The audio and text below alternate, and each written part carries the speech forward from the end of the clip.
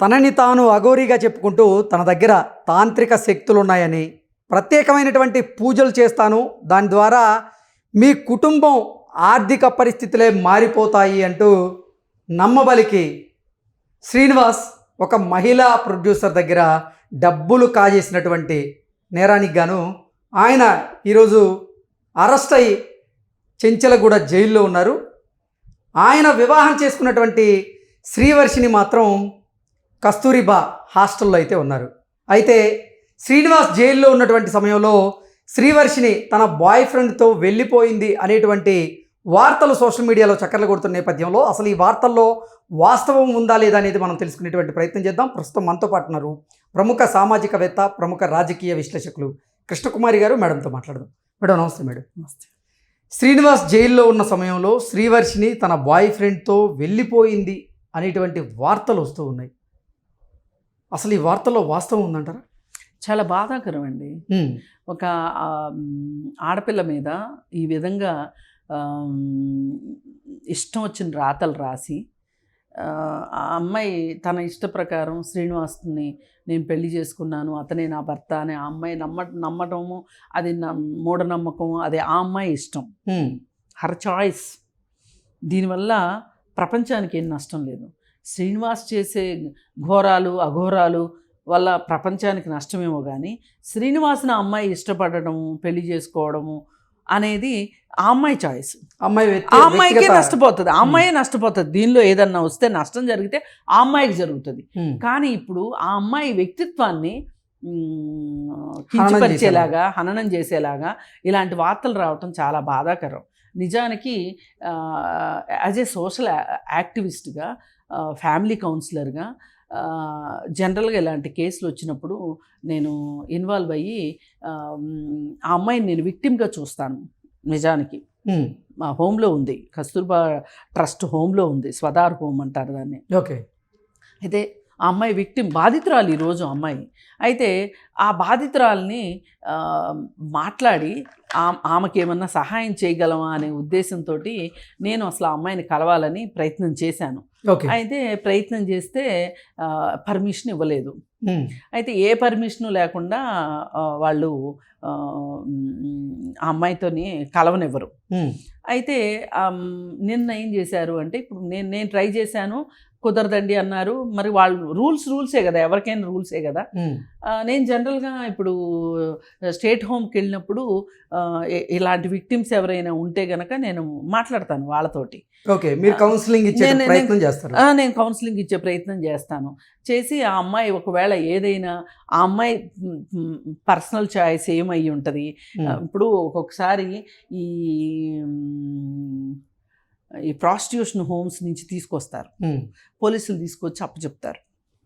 అప్పచెప్పినప్పుడు వాళ్ళతోటి మాట్లాడి వాళ్ళ తల్లిదండ్రులు ఏమనుకుంటారు అనే ఒక భయంలో ఉంటారు వీళ్ళు.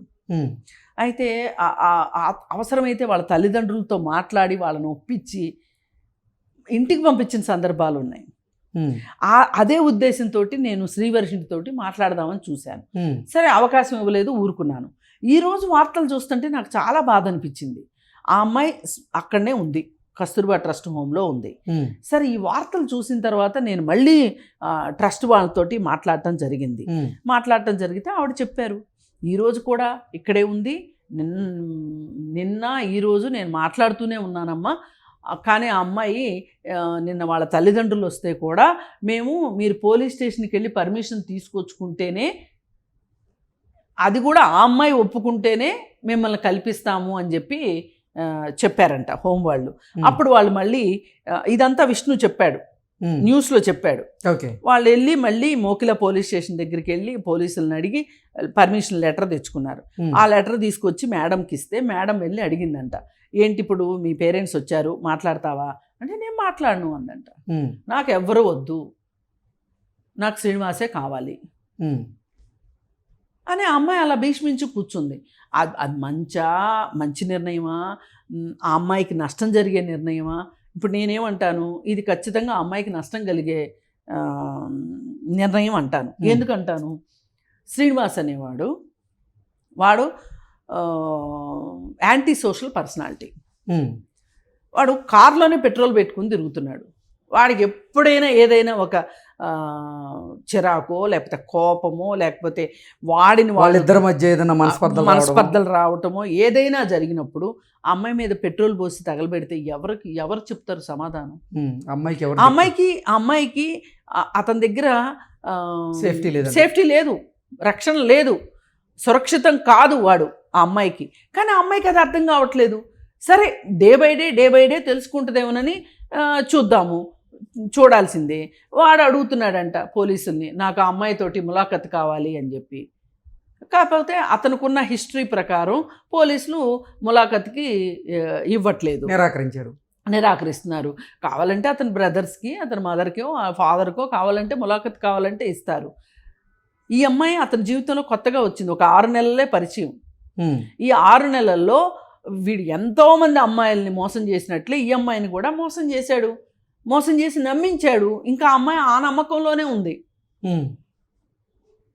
ఇప్పుడు మనకి ఫండమెంటల్గా వీడు మోసగాడు అని తెలియడానికి కారణం ఎలా అర్థం చేసుకోవచ్చు అంటే, అసలు అఘోరీమాత దీక్ష అనేదే లేదు. ఈ అఘోరీమాత దీక్ష ఇప్పించాను అని విష్ణు చెప్పింది కూడా మోసమే. ఈ అమ్మాయిని అందరూ కలిసి మోసం చేశారు. నిజంగా అందరి దగ్గర బలిపశువు అయింది శ్రీవర్షిని. ఇప్పుడు నేను కూడా వెళ్ళి శ్రీవర్షిని కలవాలనుకున్నది ఎందుకు అంటే, వీళ్ళందరూ ఆడిన ఆటలో ఆ అమ్మాయి పావైంది. వీళ్ళందరికీ స్వార్థం ఉంది. మ్యాక్సిమం ఆ అమ్మాయికి ఉంటే స్వార్థం ఏముండి ఉండొచ్చు అంటే, ఒక లిప్స్టిక్, ఒక మేకప్ సెట్టో, బట్టలో, అంతకుమించి అమ్మాయికి ఏం తెలీదు. అమ్మాయికి ఏం కావాలని కూడా అనుకుంటుందని అనుకోను. ఆ టైంకి తిండి, మేకప్, బట్టలు ఉంటే ఏవో రీల్స్ చేసుకుంటూ లేదా ఇంకోటి చేసుకుంటూ షార్ట్స్ తీసుకుంటూ ఉంటుంది. అమ్మాయికి అంతకంటే తెలీదు. నిజంగా అంతకంటే ఎక్కువ తెలిసిన అమ్మాయే గనక అయ్యుంటే గనక అసలు నాకు అఘోరీమాత దీక్ష ఇచ్చారు అని ఎట్లా అనుకుంటుంది? ఈ అఘోరీమాత దీక్ష ఇప్పించడం వెనకమాల విష్ణు స్వార్థం ఉంది, కుటుంబం స్వార్థం ఉంది, ఆ తణుకు బాబాది ఉంది, ఈ మధ్యలో ఎంటర్ అయిన ఈ అఘోరి శ్రీనివాస్ది ఉంది, అఘోరిని అని చెప్పుకునే శ్రీనివాస్ది. ఇంతమంది కలిసి ఆ అమ్మాయిని ఆడుకున్నారు ఒక రకంగా. అదే భ్రమలో ఉంది ఆ అమ్మాయి. అలాంటి అన్యాయమైపోయిన అమ్మాయి మీద అభాండాలు వేయడం ఎంతవరకు కరెక్ట్? అసలు ఇది ఏమాత్రం కరెక్ట్ కాదు. అసలు మీడియా అంటే ఏంటి? ఎక్కడ ఏదున్న అన్యాయాన్ని వెలికి తీసేది మీడియా. అంటే ప్రభుత్వ వైఫల్యాలను ప్రజల దృష్టికి, ప్రజల ఇబ్బందులను ప్రభుత్వం దృష్టికి తీసుకువెళ్ళే ఒక వారధిగా పనిచేయాల్సిన మీడియా ఇటువంటి తప్పుడు కథనాలు రాయడం అనేది, అంటే ఇప్పుడు ఆ అమ్మాయి వ్యక్తిత్వాన్ని దెబ్బతీసేటట్లు కదా. ఇప్పటికే ఒక రకంగా అమ్మాయి మోసపోయింది ఇంతమంది చేతిలో, వీళ్ళందరి చేతుల్లో. ఇప్పుడు శ్రీనివాస్ చేతిలో కూడా మోసపోయింది. ఇప్పుడు ఇంకా రాధిక అని ఇంకొక అమ్మాయి వచ్చింది. ఇంకా ఎంతమంది బయటకు వస్తారో తెలియదు. అసలు వీడి అకౌంట్లో 2,30,00,000 డబ్బులు ఉన్నాయి. ఇప్పుడు పోలీసులు నిగ్గు తెరిచారు. ఈ డబ్బులన్నీ ఎలా వచ్చాయి అసలు? ఈ 2,30,00,000 ఇప్పుడు తాంత్రిక శక్తులు ఉన్నాయి, నేను మీకు క్షుద్ర పూజలు చేస్తా అని చెప్పి అందరి దగ్గర డబ్బులు ఇట్లా వసూలు చేయటం. ఇప్పుడు కృష్ణానగర్ బ్రాంచ్లోనే బ్యాంక్లో తన అకౌంట్లో పడతాయంట. ఇమీడియట్గా తన అకౌంట్లో నుంచి వాళ్ళ బ్రదర్ అకౌంట్లోకి వెళ్తాయంట. వాళ్ళ సిస్టరు, వాడు, శ్రీనివాస్ బ్రదరు. ఇప్పుడు వాళ్ళు చాలా పేదరికంలో ఉన్నారు అని మనకు చూపించేదంతా ఒక డ్రామా. మొత్తం ముఠా ఇక్కడనే ఉంది. వీడి ముఠా వీడికి, విష్ణు ముఠా విష్ణుకి. వీళ్ళందరూ ఏం చేయాలనుకుంటున్నారు సొసైటీని? అసలు ఇప్పుడు ఇతన్ని మళ్ళీ బయటికి పంపిస్తే గనక, ఇప్పుడప్పుడే శ్రీనివాస్ని బయటికి పంపిస్తే గనక మళ్ళీ ఇంకెవరిని మోసం చేయడానికి గ్యారెంటీ ఏంటి? ఇప్పుడు ఆ మధ్య కుంభమేళా సమయంలో ఈ చెంచల్నాథ్ అఘోరి అని చెప్పి ఒక అమ్మాయి వచ్చింది. ఆమెను చూస్తే అమ్మాయి అనుకుంటారు, వీడు చూస్తే ఆవిడ దగ్గర వీడు ట్రైనింగ్ వచ్చినట్టున్నాడు. తను అబ్బాయి కాస్త అమ్మాయిగా మారింది. ఎవరు? ఆ చెంచల్నాథ్ అఘోరి మారి ఏం చేసింది అంటే, వీళ్ళకి ఈ ట్రాన్స్జెండర్స్ అందరికీ ఏంటంటే ఒక మాత అని ఉంటారు. ఒక్కొక్క మాత దగ్గర ఒక 5 మందో 10 మందో వాళ్ళందరూ ఆమె సూచనలు సలహాల మీద వీళ్ళ జీవితాలు నడుస్తూ ఉంటాయి అన్నమాట. అయితే ఈ ఎవరైతే ఈమె కాజల్ అని పేరు మార్చుకుంది, ఈ చంచల్నాథ్ అఘోరి మార్చుకొని అక్కడ ఉంది. ఏది ఈ అఘోరి వేషం వేయక ముందు సంగతి నేను చెప్పేది. ట్రాన్స్జెండర్ అయినప్పుడు ఆ అబ్బాయి అమ్మాయిగా మారినప్పుడు కాజల్ అని పేరు మార్చుకుంది. అయితే వీళ్ళు భిక్షాటం చేస్తారు, లేదు వ్యభిచారం చేస్తారు, లేదు బదాయిలకు వెళ్తారు, అదే కదా వాళ్ళ జీవనాధారం. అయితే వాళ్ళ బాస్ దగ్గర, అంటే వాళ్ళ గురువు దగ్గర ఒక ఇల్లు, గురువుకి డబ్బులు ఉన్నాయని కనిపెట్టింది. కనిపెట్టి ఏం చేసింది, గుజరాత్ నుంచి ఒకళ్ళని సుపారీ గ్యాంగ్ని పిలిపించి ఈ ఇల్లు ఈ డబ్బులు కొట్టేయాలనే ఉద్దేశంతో 15 లక్షలు ఎంతో సుపారీ ఇచ్చి కాల్పిచ్చేసింది. కాల్పిచ్చేస్తే ఇప్పుడు ఆమె చాలా పెద్దదంట ఆ మాత. అయితే చాలామంది మొత్తానికి ఎంక్వైరీ చేసి ఇది చేసి ఈ అమ్మాయిని పోలీసులకు పట్టించారు. ఈ అమ్మాయి పోలీసులకి చెప్పేసింది, ఒప్పేసుకుంటే ఈమెని జైల్లో పెట్టారు. 3 సంవత్సరాలు కట్టిన కారాగార శిక్ష వేశారు. ఎవరు, ఈ కాజల్కి వేసిన తర్వాత జైలు నుంచి బయటకు వచ్చిన తర్వాత 1 సంవత్సరం పాటు కాస్త అజ్ఞాతంలో ఉన్నట్టుండి సడన్గా ఈ చంచల్నాథ్ అఘోరి మాతగా వేషం మార్చేసి ఇప్పుడు వీళ్ళు ఏం చేస్తారంటే, ఈ ట్రాన్స్జెండర్ అయిన తర్వాత వీళ్ళు హార్మోన్స్ తీసుకుంటారు, ఈస్ట్రోజన్ హార్మోన్స్ తీసుకుంటారు. ఓకే. టెస్టోస్టెరాన్ తగ్గించి ఈస్ట్రోజన్ హార్మోన్ని ఎక్కువ తీసుకుంటారు. తీసుకోవడం వల్ల వీళ్ళకి బ్రెస్ట్లు అవి వచ్చి వీళ్ళు మంచి కలర్, అది అంటే అమ్మాయిలాగా కనిపించేలాగా ఉంటారు వీళ్ళు. ఇది ఖచ్చితంగా చెయ్యాలి. వాళ్ళు చెయ్యకపోతే ఈ బుగ్గలన్నీ తగ్గిపోయి మళ్ళీ గడ్డాలు మీసాలు వచ్చి ఇలా అయిపోతారు. అయితే ఆ అమ్మాయి ఆ హార్మోన్స్ ట్రీట్మెంట్ అంతా తీసుకుంటూ మంచి బట్టలు వేసుకుంటూ, ఇప్పుడు ఆ ఆస్తి ఏదైతే ఉందో దాని తాలూకా ఆమె దగ్గర ఉన్న డబ్బులన్నీ దొంగిలించింది కదా, ఆ డబ్బులన్నిటితోటి ఇప్పుడు ఆవిడ చాలా గొప్పగా చంచల్నాథ్ అఘోరి మాతలాగా చలామణి అవుతుంది. ఇప్పుడు ఆవిడ ఎక్కడన్నా వచ్చి నుంచుంది అంటే చాలు, చాలామంది ఆవిడ దగ్గరికి వచ్చేసేసి ఆవిడ వద్దన్నా సరే ఆవిడ చేతిలో డబ్బులు పెట్టి ఆవిడ దగ్గర ఆశీర్వాదాలు తీసుకుంటారు. అలాగే ఆవిడ కాళ్ళ మీద పడతా ఉంటారు. వాళ్ళ కాళ్ళ మీద పడితే కొంతమంది అయితే ఆమె కాళ్ళతో తొక్కించుకుంటారు.